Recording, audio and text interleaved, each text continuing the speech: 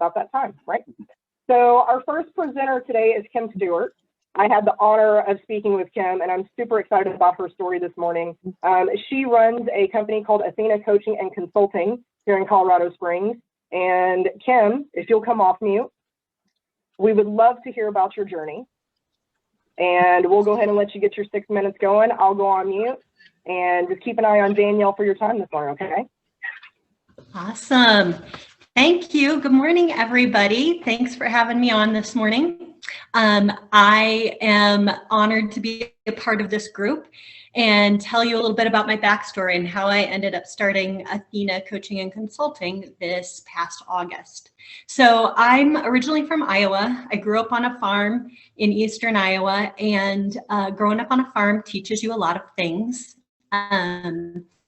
It taught me a hard work ethic, and then also really just a huge connection to community.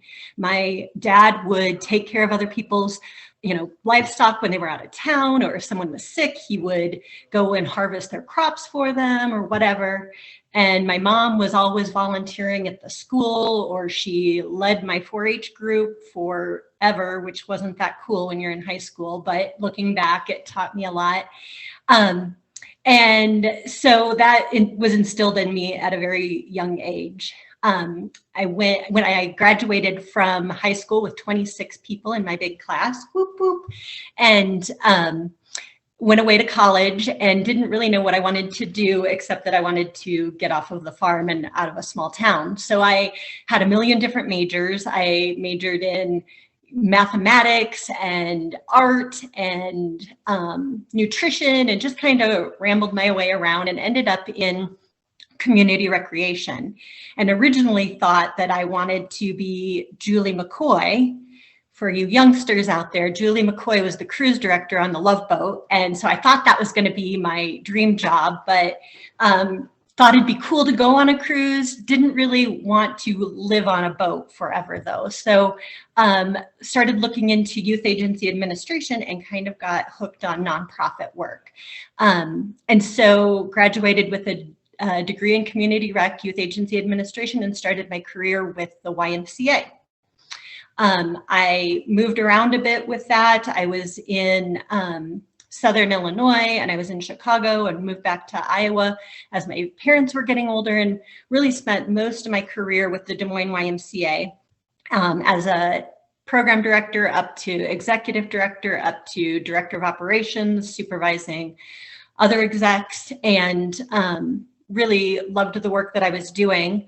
Unfortunately, due to some issues with decisions that were made around debt, the YMCA ended up finding itself in a really bad financial position.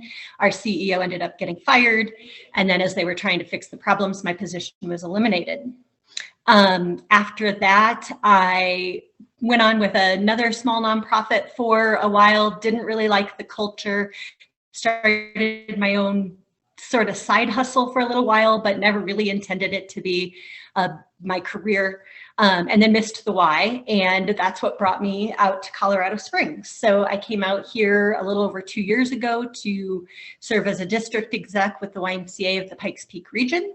I led the downtown YMCA, and then I supervised Garden Ranch in Southeast, and there were a lot of changes that needed to be made, and I was kind of clipping along with that. And then COVID hit. And as you can imagine, that hit the YMCA's really hard, as people need to come together to work out, and that just wasn't a possibility anymore. So lots and lots of positions were unfortunately eliminated in this association, and mine was one of them again. So finding myself being let go from an organization that I cared a lot about twice, I was reconsidering what I was going to do, was thinking I'd probably just find another nonprofit organization to sign on with and take my leadership in a different way. But in 1 week, I had 3 different conversations. I had coffee, I had lunch, and I had drinks with 3 different entrepreneurs. And they all were like, why don't you look into doing your own thing. You know, you've been leading people and coaching and consulting for most of your career. Why don't you do that? And the first two people I was like, no, I want to be a part of something bigger and I want to grow teams. And by the third one, I realized I was kind of telling myself stories for whatever reason and decided to look into it. And so in August, I started Athena Coaching and Consulting. And it really does go back to, you know, being brought up on a farm and a hard work ethic. All of you know it's hard work to start a business. And so I wasn't afraid of that part, but I also really want to help people, just like I did in my nonprofit world, but with growing their businesses or achieving their mission in their nonprofits. So my target market is small businesses, and not super small, not solopreneurs, but like 10 to 100 people, and businesses that are finding themselves hitting that ceiling where they've grown to a certain level, but for whatever reason, they can't kind of get the traction to grow more. Or same thing with nonprofits. If they have a great mission, they just can't seem to get to the point where they're serving the number of people that they want to serve, or that they're having the kind of community impact that they want to have. So that's really who I'm focusing on. And kind of my proven practice that I use is called EOS. If you're curious about it, it's EOS Worldwide if you Google it. And it really is a whole system that helps clarify your business vision or your mission, and then align all of your operations, so people, programs, processes with that vision, so that you can get the traction to find success, and also so you can find the time that you need to focus on what's important as a leader. And I think I am done in 2, 1. That went so fast. Thanks, Danielle. Good job, Kim. Oh my goodness.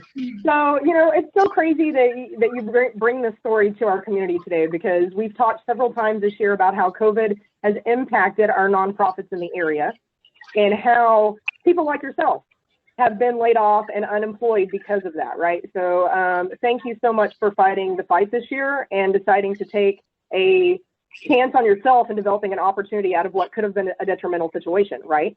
So anybody have the first question? Oh, it looks like Elise does. Actually, I'm going to go ahead and mute myself. Elise, go ahead and come off mute and ask a question, girl. Okay, I just left it in the comment thing because I figured that would be easiest. But I figured Athena, that's a very distinct name to choose. You know, I think that's the goddess of war, right? So how did you decide on that name? Thank you for asking, Elise.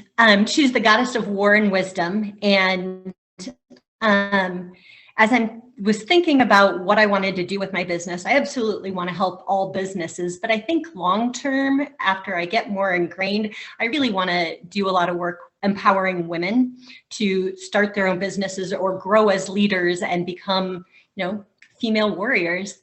And as I was going through names, like I looked at things like advancing women or this or that, and they just seemed too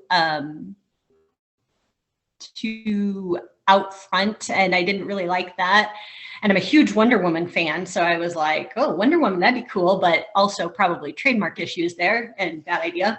But Athena is actually, you know, she is the goddess who born the Amazon women, so it kind of relates back to that too, just kind of my personal passion. But that's kind of a long answer to your short question about how I got there. All right, I believe Sean Collins has our next question. Go ahead, Sean. Nice. Great name. I think as business owners, we're all warriors because we wake up and have to climb that hill every day, something you don't have to deal with when you kind of are an employee, kind of on and off switch. You come in, knock off, but as business owners, you take your work home. So I appreciate that name.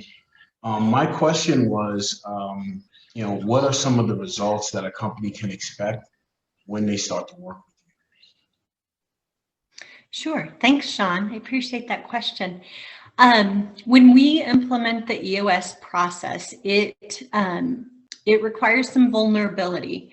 I've actually worked with one company where the CEO was not on board. He was on board in word only. Oh yeah, we should do this.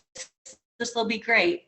And what we found was he wasn't committed to being fully honest and forthright about what was going on. And so it was a waste of their time and money. Eventually we were like, this isn't going to get you anywhere.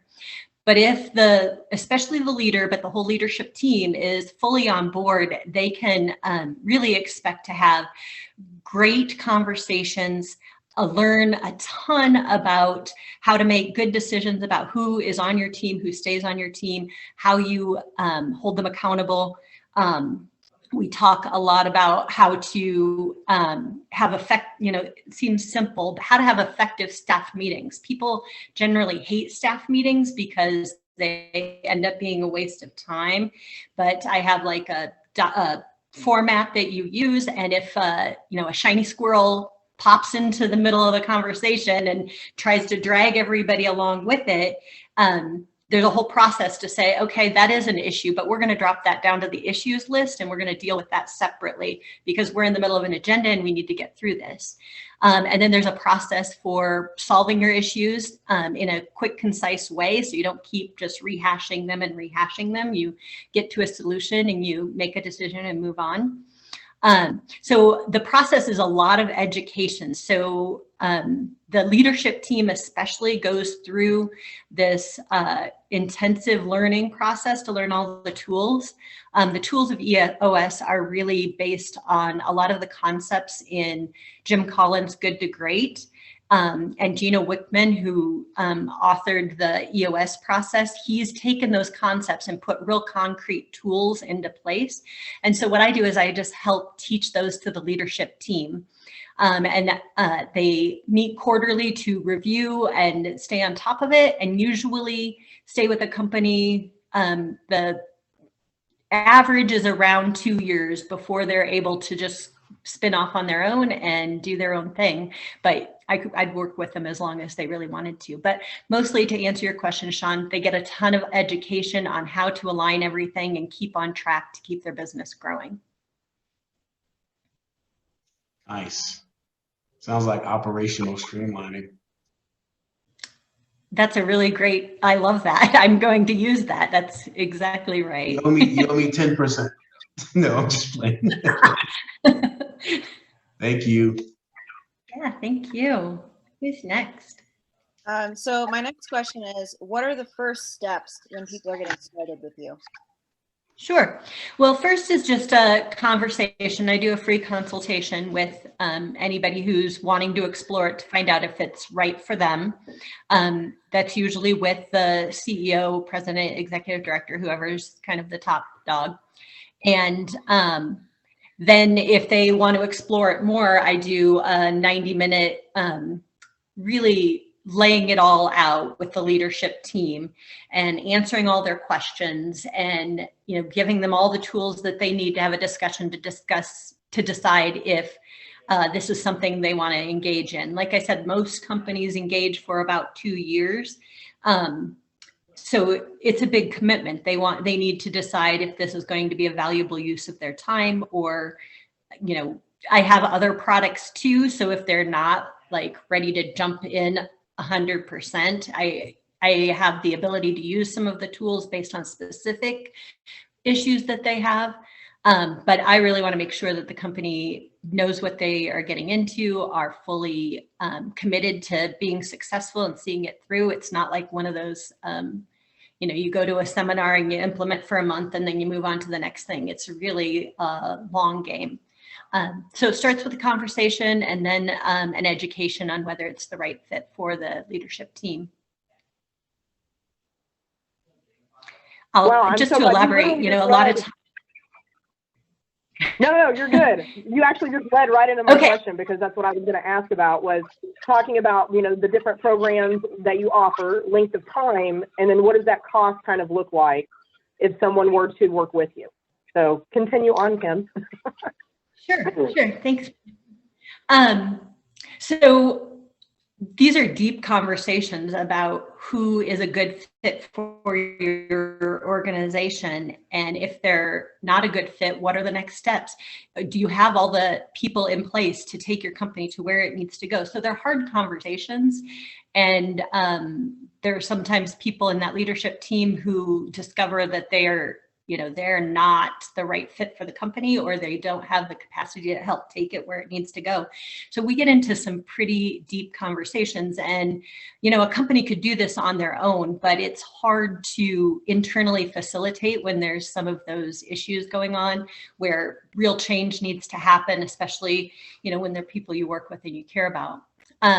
So the way that a full implementation of EOS goes is you start out after the 90 minutes, you have a 2-day intensive, and that's where we really dig deep into vision, mission, values, your 10-year projections, your 3-year projections, where you want to be 1 year from right now, and teach a lot of the tools. And then after that, we meet quarterly to make sure you're on track with your goals and using the tools, using the meeting format, all of that. And then, like I said, that quarterly process can last as long as you want it to. Generally around 2 years is what most companies find. The cost is, I'm $3,500 for each session that we have. So the 2-day session is $7,000, and then quarterly it's $3,500 moving forward, as long as they want to stay involved. All right, thanks for being here again, Kim, this morning. My question is, so for business owners, one of our big points is differentiating ourselves from the other business around us in the same industry. So would you just share how you differentiate yourself from, many other the coaches and consultants that are out there? Sure. Well, I am almost to a fault excessively enthusiastic about helping people, and will go that extra mile. Like I said, since I was, had an upbringing where, you never stopped working.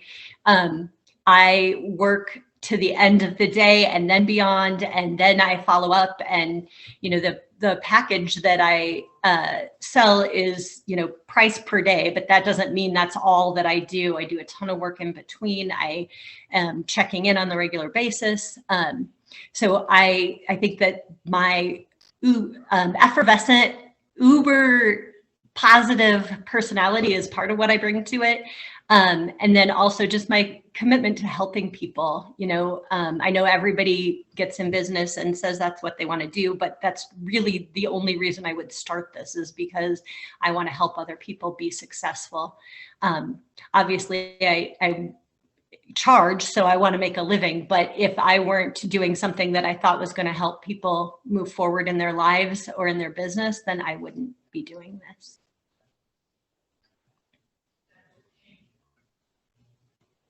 That is awesome. I know Laura commented in the chat. I don't know if Laura wants to come off mute and just share what she was saying in the chat, just to kind of reassure the community what you're doing and how you're helping people. Laura, do you mind sharing what you commented with everyone?